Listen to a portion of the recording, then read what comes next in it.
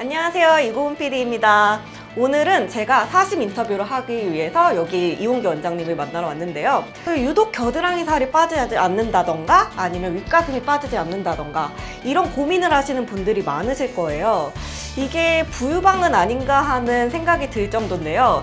저도 그 중에 일부이거든요. 그래서 제가 이 원인과 증상 및 치료법에 대해서 듣고자 이홍기 원장님을 만나러 왔습니다. 원장님 안녕하세요. 안녕하세요. 지난번에 이어서 이제 부유방에 대해서 오늘은 상담을 해드려야 되는데, 이제 부유방이라고 하는 것은 사실은 이 그림을 보면서 다시 한번 얘기해 봅시다.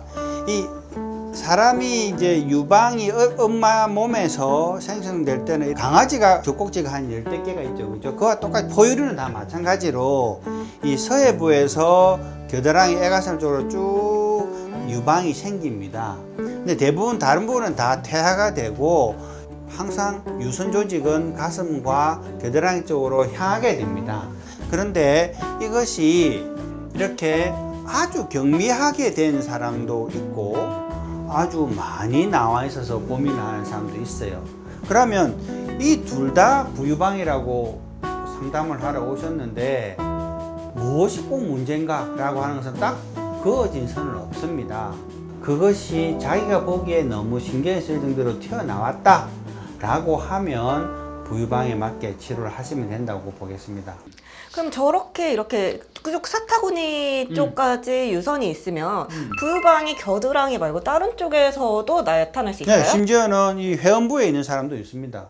그 다음에 여기 가슴 밑에 이렇게 유방이 하나 더 있는 사람도 있어요. 그러면 그런 거는 내가 부유방인지 모를 것 같아요. 회음부의 쪽에 있으면. 그죠. 뭐 거기 이상하게 생길 때마다 회음부가 아픈 거죠. 생리통이 반복될 경우는 그 제거돼서 유선 조직을 제거해줘야 되겠죠.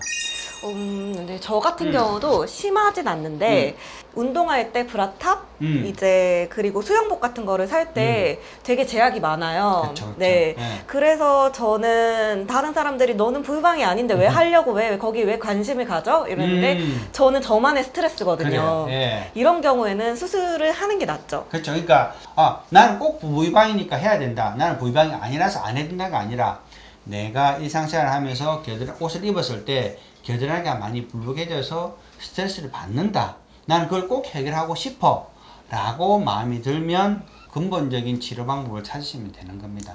그러면 선생님이 생각했을 때 이런 분들은 뭐 스트레스를 받지 않아도 꼭 제거하는 것이 좋다 하는 분들이 있을까요? 거기에 생리통 때마다 겨드랑이가 너무 아파서 그게 유선 조직이 때문에 일상생활을 하기 힘들 정도로 통증이 심한 분들은 제로 수술할 적응증이 되겠고요. 테니스 공을 하나씩 받치고 있는 정도로 굉장히 많이 나와 있는 사람은 제거해 주는 게 좋겠죠. 그리고 부유방이 있으면 부유방 때문에 겨드랑이 착색이 올 수 있다라는 사람들이 있는데 맞는 것 같기도 하고 안 맞는 것 같기도 합니다. 그거는 부유방이 해필 있는데 그 주위에 까맣게 유두도 생긴 사람이 있어요. 아 진짜요? 예. 그리고 그 유두 주위에 유륜이 만들어진 사람도 있어요. 그런 사람은 착색이 되겠죠. 자기 유륜처럼. 하지만 일반적으로 거기에 유선이 있다고 해서 까매지지는 않습니다. 마치 유방이 있다고 해서 가슴 전체가 까매지지 않는 거 똑같다고 생각하시면 됩니다. 그럼 저기에서도 이제 분비물이나 땀 같이 나올 수도 있는 건가요? 땀은 이제 여기 겨드랑이에서 있는 땀샘에서 나오는 거지만 네. 여기는 심지어 유선 조직이 다 있어서 네. 저지 분비되기도 합니다. 심한 네, 경우에는 심한 저지 경우에는 분비되기도 저기는 하죠. 완전 하나의 유방처럼 작용할 수도 있으니까요. 그런 경우에는 좀 제거를 해주는 게 좋겠네요. 그럼요. 네네. 네. 그런 경우는 보통 크기도 크고 생리통 때 겨드랑이가 많이 불편하니까 또 다른 고민이 되겠죠. 그러면 부유방은 수술 방법이 어떤 방법이 있을까요? 크게 세 가지가 있습니다. 즉 하나는 지방 흡입술, 하나는 절개만 하고 안에 유선 조직을 드러내고 지방 흡입술을 통해서 그 가상의 부위를 자연스럽게 여직하는 방법. 세 번째는 피부를 잘라내주고 안에 있는 것을 절제 다 같이 잘라내는, 그게 세 가지로 나누겠습니다.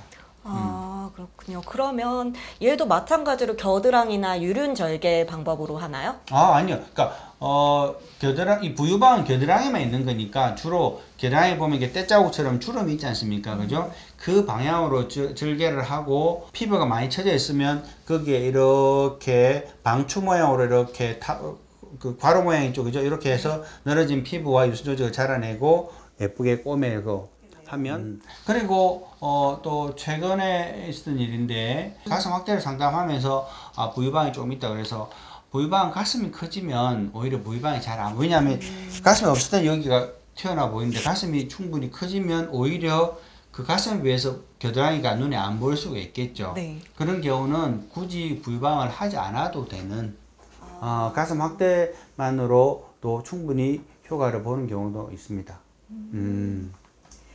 부유방에서 흡입한 지방을 가슴에 넣을 수도 있나요? 그거는 좀 바람직하지 않은 것 같아요. 왜냐하면 지방만 제거하는 것이 아니라 유선 조직을 같이 넣기 때문에 유선 조직이 들어가서 혹시 살지 못하고 괴사라도 되면 이렇게 안에서 이렇게 주머니 같이 형성돼서 안에 석회화도 생기고 그래서 혹시 유방암과 감별진단되기 때문에 그것을 떼서 넣는 것은 바람직하지 않은 것 같아요. 그리고 수술할 때나 아니면 지방 흡입 같은 거를 했을 때 요게 가슴에 이제 멍이나 통증, 붓기 정도가 어느 정도 지속되고 케이스마다 참 다른데 보통 일주일에서 열흘 정도는 멍이 든다라고 생각하시고 일을 시작하셔야만이 마음이 편할 겁니다. 그럼 대부분의 환자가 멍은 들긴 멍은 된다. 든다. 예. 지방 흡입을 해도 당연하죠. 특히 지방흡입하면 더 멍이 든다고 볼 수 있습니다. 오히려 왜냐하면 지방흡입하면 조금만 째고 안에 넓게 지방흡입을 해야 되잖아요. 그럼 안에서 피가 나면 지혈을 못해요. 그냥 누를 뿐이지 멈출 때까지. 근데 실제로 절개를 하고 유선 조직을 잘라낸 다음에 보면 피가 나면 다 하나하나 지혈을 다 하고 꼬매니까 오히려 멍은 덜 들 수도 있습니다. 네, 그리고 부유방이 아까 여유증은 어쩔 수 없이 따라오는 이제 부작용이나 뭐 따라오는 현상 같은 게 있다고 하셨는데 부유방도 어쩔 수 없이 따라오는 현상이 있을 수 있을까요? 부유방도 겨드랑이에 유선을 절제하게 되면 겨드랑이를 다스리는 감각신경이 특히 이 부분 팔의 내측 부분의 감각을 다스리는 감각신경이 여기에 같이 부합니다. 여기를 잘라내면 그 신경이 다칠 수 있겠죠. 네. 그래서 감각신경이 문제가 있을 수 있고요. 두 번째는 팔에는 여기서 나오는 팔에서 들어오는 임파선들이 혈관하게 존재하는데 그것을 잘라내고 나면 임파선이 나오는 길이 막히게 되겠죠. 그런 경우는 팔이 붓는 문제가 생길 수가 있고요. 그 다음 세 번째는 유선을 제거한다면 거기에 빈 공간이 생길 거 아니에요. 그럼 거기에 피가 차서 문제가 생길 수도 있겠죠. 혈종. 근데 그런 거는 이제 병원에서 나중에 치료가 되는 부분인 거죠. 혈종이나 네, 혈종은 수술 직후에 찾아서 문제가 나면 제거를 해서 다시 열고 꼬매야 될 수도 있고요. 근데 감각신경의 손상은 피하지 못할 경우도 있습니다.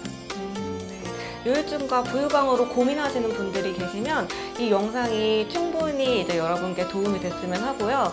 원장님께서 이제 다음에 또 비운데 출연하셔서 이제 여유증과 부유방 또 이제 케이스별로 이제 원장님의 그래요. 경험이든 이렇게 설명을 해주시면 더 좋을 것 같아요. 그래, 맞아요. 예. 네, 원장님 오늘 정말 감사합니다. 네, 수고하셨습니다. 네, 다음에 뵐게요. 네. 안녕. 비운디 구독, 좋아요. 감사합니다.